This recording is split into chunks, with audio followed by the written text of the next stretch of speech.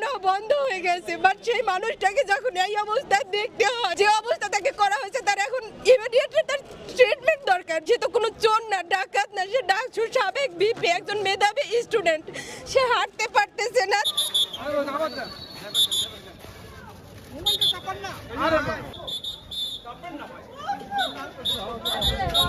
সবার উদ্দেশ্যে শুধু এতটুকুই বলার, আমার হাজবেন্ডকে 20 জুলাই নিয়ে যাওয়া হয় ভোর রাতের দিকে 3:30টার থেকে।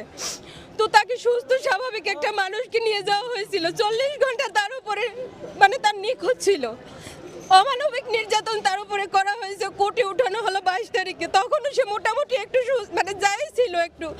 বাট এই 5 দিনের রিমান্ডে মানুষটাকে উপরে এত অমানবিক নির্যাতন করা হয়েছে। সে তো কোনো চোর না, ডাকাত না, সে ডাকসুর সাবেক ভিপি, একজন মেধাবী স্টুডেন্ট। সে হাঁটতে পারতেছে না, তার মানে পা উপরে উঠে, মানে এটা তো কোনো